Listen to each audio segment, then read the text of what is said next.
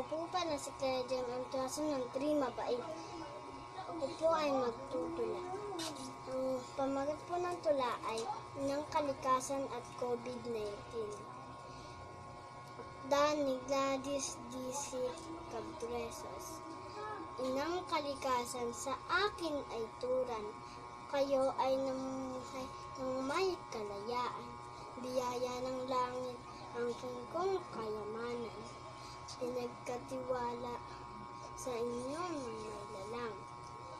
Sa bawat umaga, ngiti ang araw. Nagniningning karagatang bughaw na bughaw.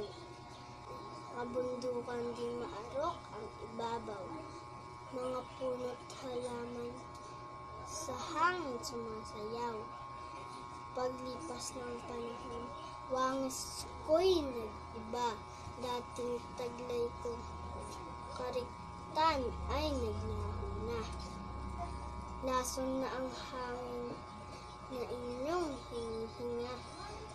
Pati katubigan, puno na ng basura. Ang puso ninyo ay sintigas na ng bato. Mga tinga ninyo ay bingin na sa sigaw ko. Lubhang sinamantala ang kayamanan ko. Sa karinlan, ako ay sinadlak ninyo. Isang pandemya ang biglaang umaganap. COVID-19, sakit na, ay bilis kumalat. Ako'y napinid ng ECQ, pinatupad. Tila buhay ninyo tumigil sa pag-usad. Itong sakit na hatid sa inyo ay salot. Subalit sa akin ay paghilom ang dulot.